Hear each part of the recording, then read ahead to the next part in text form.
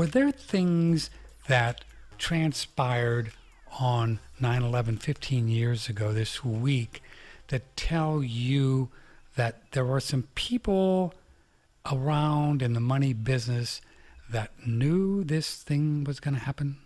Yeah, sure. Really? Yeah. Like what? Well, I don't know where you want to start. Really? Was it that many? Really? That Yeah. tell you that the jig is up, so to speak. That this thing, there's something rotten in Denmark. Well, there was definitely something rotten in Denmark. Sure. You had Of course. hundreds of billions of dollars worth of government securities that were electronically cleared.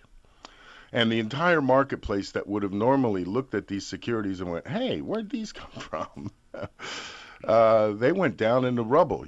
Cantor Fitzgerald, Euro Brokers, and Garbon Intercapital were the three major bond brokers in the world. So what does that mean to us? Tell us like we're a golden retriever. Okay. Because that doesn't mean anything to us, bond brokers. No. What is that? Yeah. Okay, so the guys that buy and sell the Treasury's debt every day Yeah. were concentrated right where the plane hit, curiously.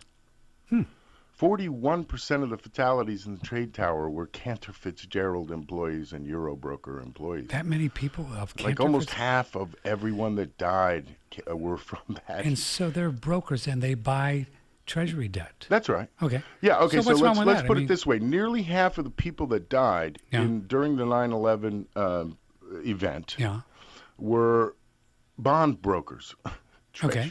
Treasury bond. And for the first time in history, the Securities and Exchange Commission invoked a national emergency. They said, "Hey, this is a national emergency," and so what is a national emergency? The 9/11 attack was a national emergency, and that under the Securities and Exchange Act, they were allowed to essentially eliminate all of the regulatory restrictions for clearing and settling securities that would have in other words, had the tower not been hit. And this is it's the curious September issuance date in 1991 of the original bonds, and then the maturity date. You're talking $240 billion in bonds that were essentially coming due starting that day. And starting what day? September 11th, 2001. That the Treasury have to pay? Yeah. Who's paying? It was a maturity date. So who benefited then? Well, who benefited were the holders of these securities. Yeah. These were nobody knew about them securities. Again, a quarter of $1 trillion. That weren't on the books? That weren't essentially on the books. That, weren't supposed to exist. And they had existed because back in 1991, this idea of crushing the Soviet Union was big on the minds of I'll give you a few terms if you want to check them out and a few names, Dick Cheney, Don Rumsfeld, Paul Wolfowitz, you remember them. The usual suspects. So they called themselves the Vulcans, if you want to look them up, the Vulcans. The Vulcans? Vulcans. Okay. And they were going to finish off what Ronnie started. Ron Reagan, forgive me. What do you mean, the Russians? The Russians. The Ruskies? Yeah, they were going to put the Soviet Union under the ground. Really? Yeah, that was you're not talking nuclear. Okay? No, they were just going to crush them. And financially, the way that they did it was Project Hammer. Here's some terms if you want to look them up. I don't know how you know all this. Search name, sorry. Black Eagle Trust. We talked about Yamashita's gold and the Golden Lily Treasure. Right. Project Hammer. So what they had done was issued $240 billion worth of Treasury bonds in 1991 and covert, hidden money, and then used these bonds to buy all of the critical Soviet industry. So, they fanned, much the way that they do with their currency raiders, they fanned into the Soviet Union and sort of took over everything that mattered. Bought stuff, all the stuff. With created money. Yeah. So, but curiously enough, the bonds come due right at a time when those towers are hit. And so the Securities and Exchange Commission, for the first time in history, said, well, it doesn't matter where these things, right? We had regulations. You're presenting me a treasury bond to cash. Who are you? Where's the money going? Where did it come from? And all of these things that Sure. we would normally do, Mm-hmm. all of a sudden we don't have to do anymore. And so for the next 2 weeks after 9/11, Yeah. the securities market was allowed to clear these bonds without asking who they belonged to, where they came from, where they were issued, nothing. They just say, oh, that's a bond. Here you go. Here's your money. And 240, 250, almost $250 billion was cleared in that 2 week period. And nobody knows where it came from, where it went, or uh, how they got into the system. So nobody knows the beneficiaries of this little thing because they just don't know who benefited. Oh, well, there was an investigation going on. Well, yeah. You know, the investigation by the Office of Naval Intelligence, ONI, Yeah. and you know where they were headquartered? Maryland? In that section of the Pentagon that was hit by the second airliner. Oh, good. Yeah. So it kind of destroyed their entire record apparatus and, everything that they had done. So now, and it wasn't just that. In fact, there were 30 employees at the Office of Naval Intelligence that were working on this particular case. Okay? Mm-hmm. 29 of them died. Really? 29. Now, they had just moved this Naval Command Center into a newly opened section of the Pentagon like a month before that. And all of the certificates for all the bonds that were traded were kept in vaults beneath the World Trade Center along with the gold. So all of that combined, just wow, what a coincidence. I have just never It is a seen. coinkydink. It's just such a coincidence. And then, of course, I heard the story, which I relayed on the air. And I have to check my notes on a lot of this, but as I recall, it was firsthand information and with photos of it was a semi loaded with gold and a lead car and a chase car. And they were found in the tunnel beneath the towers, and I believe it was from the vaults of the Bank of Nova Scotia. Again, I'd have to check my notes. It is, 15 years ago. But they apparently didn't have time to get this one truck full of gold out. And so as they cleared the rubble and went into that tunnel, they found this semi-convoy. And, of course, the questions arose. How did you organize a truck that quick? Where'd you get the lead car and the follow car? And how'd you load all that gold in there between the time the plane hit the towers and the thing collapsed? It was Oh, well, that's impossible. So they were going to go in that morning anyway. They just went in too late, or whatever. They got caught. Who knows? Yeah, who knows? And I just know that there's no way that they could have organized No, the come convoy on. at 8:48, had the truck in the basement, and then I don't think. nearly filled. Well, maybe you could. I don't Maybe know. you could, but an hour and a half in downtown Manhattan After it's on been a hit? Monday morning. Oh, after it was hit?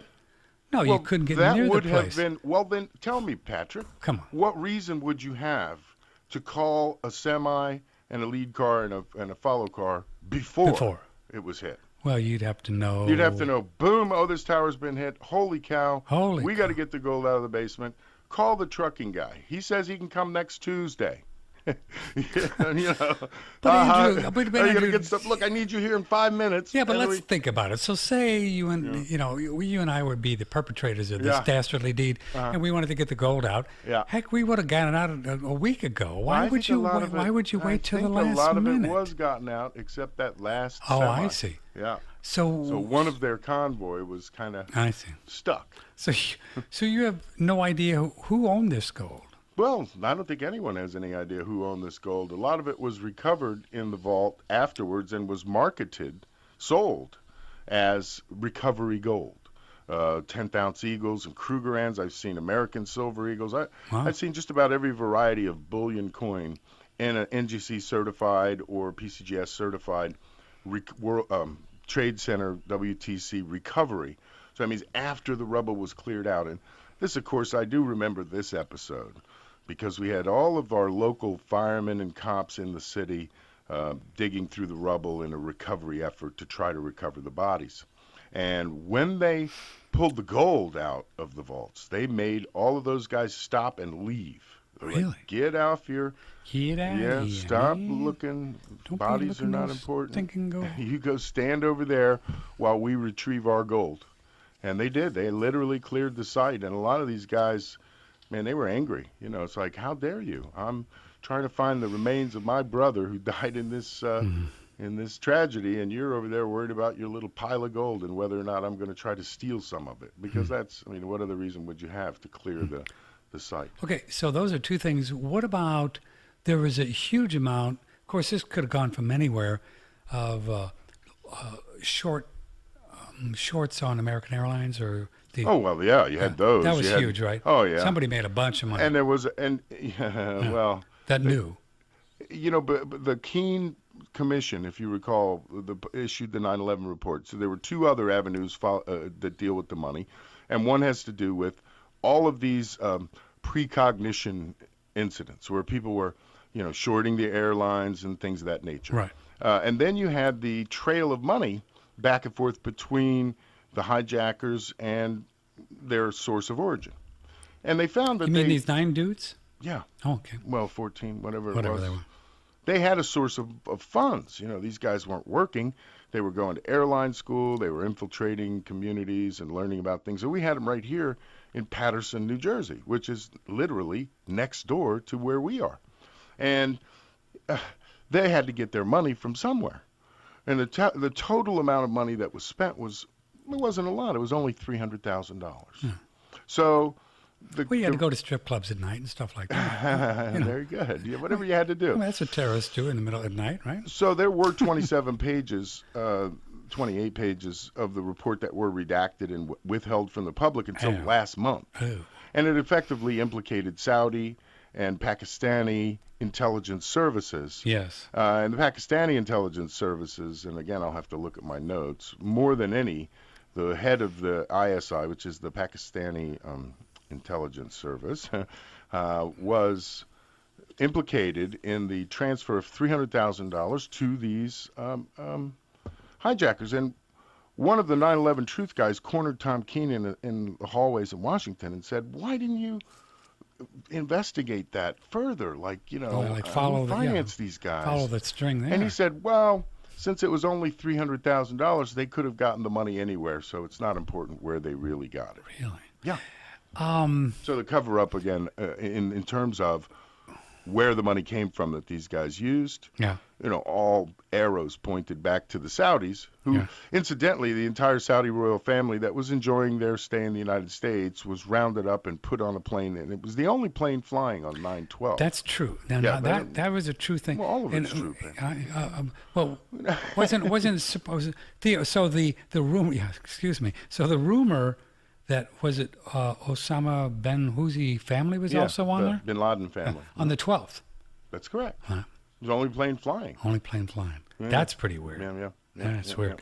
Is that the only money stuff that you know of? Well, so we got the stocks, those we are the got four the big bonds ones, and the gold. You got the guys that were shorting with precognition. Yeah. So they obviously must have known something about it. They were You know, Karnaks. If the idea is that these 19 angry, knife-wielding Islamic terrorists got on a plane and caused all this havoc without deeper roots and deeper permissions, that is absurd. Yeah. I mean, the very notion of it is absurd. In that regard, I think it's very interesting. Does anyone know the status of this bill that was passed by the House a couple days ago, last week, saying you could sue, the people want to sue Saudi Arabia for 9/11? President Bush, good God. Good God. President Obama Is sitting on, right? is going to veto it. He's assured everyone that he's Really? going. Yeah. Well, the House passed it, last May? The Senate passed it last May. Then Yeah, the House and then just the House passed just it. passed it. Yeah. So he's going to veto this? That's right. Wow. Yeah. I mean, nobody's talking about this one. Yeah. Are they? No. Are the mainstream talking about this? Well, I heard a little blurb about it, but you know, in the interest of international relations, he's not going to allow the families of these victims to sue the perpetrators. I mean, especially now that it's so clear who it was. Wow. So, do they have enough votes to overturn the veto? They may. This may be one of the first Obama vetoes that's overturned. We'll see. But again, It's just some more stuff, yeah, right? just another Just another link in the chain. Yeah. Well, I'll do one more. As long as we're digging up. Wait, we're not done, are we? Because there is one. Okay. There's a key player in all this. Okay. It's always more with you. Buzz Krongard. Buzz Krongard. Yes. You don't make these names up, do you? No, I don't. Yes. You don't make these names up, do you? No, I don't. They sound good. Buzz Krongard. Yes. What is Buzz up to? What was his deal? Well, Buzz is Bankers Trust, Yeah. right? Alex Brown and Sons. Yeah. Yes. I don't know, but go So ahead. Bankers Trust was taken over by Alex Brown, Yeah. and they had issued a bunch of Russian loans in the mid '90s. Yeah. I don't know if you remember the Enron I do. debacle. Yeah. So starting in August of 1993, Yeah. that the Vulcans were full speed into their takeover of Russian industry. Cheney and the boys. Correct. Okay. And Bankers Trust and Alex Brown and that Buzz Krongard, Buzzy Krongard. Buzzy. Yes, it's funny. Oh, Buzzy. Yeah. So Deutsche Bank. Hey. Deutsche Bank, we know Alex them. Brown, Yeah. Bankers Trust. Yeah. Right. Like talk about ground zero. Yeah. They were right in the middle of all of this. Buzz Krongard, I think J. Carter Beese, and you'd have to pull the thread and see the names again, just like with the Clinton Foundation. Where do they come from? Who are they? I think this whole entire story we talked about several times over the years, but it all revolves around this Black Eagle Trust and the Golden Lily Treasure. So.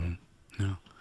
Well, there's another screenplay we need to write. Yeah. Andrew. So I mean, there's never been a movie about the whole money thing on it, has there? Well, yeah. Has there? I don't think so. No, I don't think there has been a we good need to one. do that. Yeah. But this one about these bonds and how they were issued, Yeah, and for 10 years how they just sat there, Yeah. and the two companies that would have most likely been clearing these trades. In fact, the two biggest government bond firms in the country were wiped out during 9/11. And so was the Office of Naval Intelligence that was investigating this entire thing. And then now, Building 7 with all of the agencies don't in even Building get me 7. started with oh, Building man, the whole 7. Enron thing and everything related to it. Yeah, tell folks what Building 7, for those of you who aren't, out in Rio de Janeiro over the last 20 years. That was the one that collapsed after they said it collapsed. That's right. Where the British anchor is on TV saying, Building 7 collapsed, and it's standing behind her. And then while she's talking, you see the thing coming down. Did you see that? That's a true... Yeah, no, it's... Now, obviously, Building 7 was... where the emergency command center... They pulled this building. They had charges. Somebody had charges set up before 9/11, and they just brought the building down in its own footprint. Of course, the original story today is still that it was because of fire from office furniture in Building 7, but not pull the fireman is what quite. Larry Of course, Silverstein. When they called me and said they want to pull it, I said, "Yeah, go ahead and pull it." So I mean, I he's meant on the tape. fireman. Yeah. That's what I meant. So pull I mean, the fireman. so what kind of stuff was in Building 7 that whoever was up to this thing wanted to make sure that thing went down on 9/11? Everything. Really? The IRS, the SEC, every investigation into. I think the numbers again. I'll have to check my notes. You mean ongoing investigation? Number of cases dismissed or closed was in the hundreds, where hundreds of cases were either closed or dismissed because everything they had was in that building and went down in a heap. Who's they? The IRS, the SEC, the Commodities and Futures Trading Commission. Wow. All the dirty laundry. Yeah, there were a lot of ongoing investigations into the Enron scandal and Global Crossings and several other huge scams. What eventually became the dot-com bubble, right? Was all all the investigations centered around this insider trading and the creation of false instruments and so forth, all headquartered in that Building 7. When it came down, hundreds of investigations were closed, and And they went no further based on lack of evidence now. Yeah, and there's no doubt that it was brought down because of dynamite or thermite charges on each floor. I mean, that's what it was. I won't even get into that. I mean, yeah, I mean, you could you see know what? it. I The mean, come on. coincidence is enough for me. Oh. Just the coincidence Just is that it enough happened. for me. Yeah. Yeah. But I don't need mean, much I think further. I think it's relevant that somebody planted this stuff on September 10th. Well, there may be evidence of that. I mean, they had to. You couldn't have gone in there during the whenever day. anything like this happens, I always jump to the first thing. It's like, okay, if someone were to do this, who would benefit? What would be the benefit? It's like not whether or not they did it. I don't, when it's that much of a coincidence, then I got to get into the details. So I see. You go right there. Huh? yeah. So if you go back and study the history of the crisis and see the government agencies and how they swung into service, and this idea that the strike was symbolic. You remember that's what we were being told, that it was a symbolic strike, strike at the heart of freedom and so forth. Sure. A symbolic strike, you take out the Statue of Liberty. You don't take out the entire bond brokerage floor of the World Trade Center. You couldn't have aimed that plane any better if you were trying to take out, Euro Brokers and Cantor Fitzgerald, because they did indeed wipe those firms out completely. Wiped them out. Yeah, the two biggest bond brokers in the United States gone in an instant. And then as the buildings collapsed, the Federal Reserve stood up and said, okay, any money that you were due here, we'll stand here as though. So if all you got to do is tell us that somebody in that building owed you money. And we'll pay you. Yeah, and I see that we were all over the Fed's balance sheet, as we usually are. And I found that they pumped in $300 billion in Overnight. Yeah. And, well, they were telling everyone else that they had about $100 billion in any given day that they cleared and transferred.